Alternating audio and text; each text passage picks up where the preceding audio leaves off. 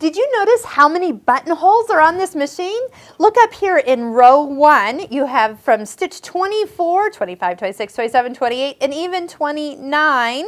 Those are all buttonholes. So how do you even decide which buttonhole to pick? Well, you can use the sewing advisor. So if I'm working on like a woven fabric, maybe a little heavier, and I pick buttonhole, then it's going to go ahead and pick the right one for me. It picked number 28. That's kind of like a standard one. And it tells me to use foot letter, well, this one says C, yep, C. So it's kind of the long, funky one. So here's how it looks.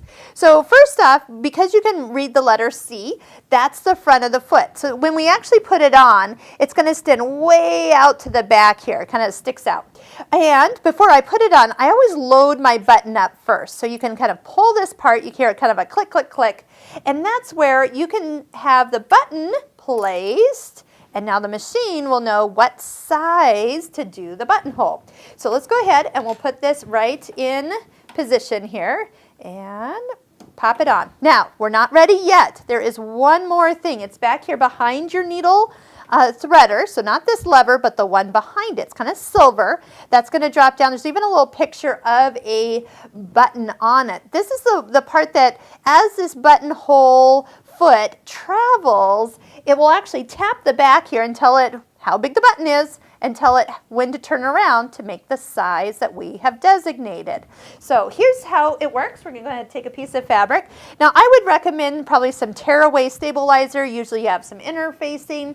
But the key is when you do your very first buttonhole, don't be surprised that this sews away from us. So if you're putting fabric in to test, just make sure you're not, like way back here and then you go backwards. I'm putting it kind of on the front part of my fabric so I can see. Now, we also have this thread that once I do one buttonhole, this thread will then be underneath my presser foot. I could lift this up and kind of sink it down below and pull it out. But for what I do, I just hold it for my first time and then it's ready to go. So I don't have to do anything else. I could even use my start-stop button if I want. I'm going to just lower down my speed. Here we go. And I'm going to just push start because it's going to do everything for me. So as it goes, it's going to stitch back. Let me go ahead and stop it here. And I'm going to clip this off so I'm not having to hold it the whole time. And you can see it sewing backwards here. And then when it gets to the point where this is touched, it goes ahead and travels back over that straight line of stitching that it made with the satin stitch. That's the left side. Back it goes, back to the sides. I love this. Little tack at the top. I've got this going pretty slow here. And then it's going to zigzag down the right side. When it gets down to the bottom, we'll have the final bar tack at the base and some locking stitches. There's the locking stitches.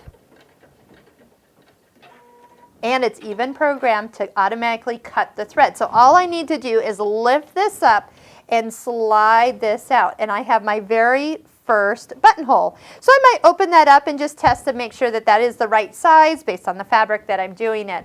And see, now the threads are kind of down and underneath the foot. So if I want to just do this again, I would probably want to have a starting point to line up each one with. And all I'd have to do is just maybe bring that needle down, make sure I'm right on the point, and then I can start it again. I'm going to go ahead and increase the speed just a little bit and watch that buttonhole stitch out really fast.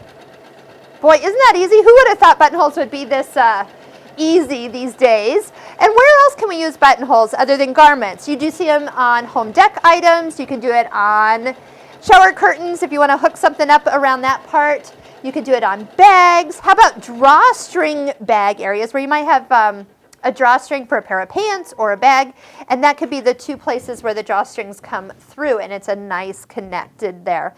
Now, if I don't mind this, a little bit of space in between here, but if that is something you would like to have it brought a little bit closer, then the stitch length is all you need to adjust. Since the machine doesn't know truly what thread thickness that you have, it just has a beginning stitch length. So you could bring that a hair closer, try it again, just make sure you don't get it too thick and it piles up on the fabric you've chosen. But if you'd like it a little bit more contained. Now remember, most of the time your buttonholes are not high contrast like these. They're usually matching the thread to the fabric, so you're not going to probably see that as much as I do. A little fray check down the middle, let it dry for a second before you open it, and it makes for a beautiful buttonhole as you go. So you could try out the other styles. There's a keyhole buttonhole, there's 2 rounded edges, there's even an eyelet at number 23 if you want to give that one a try as well.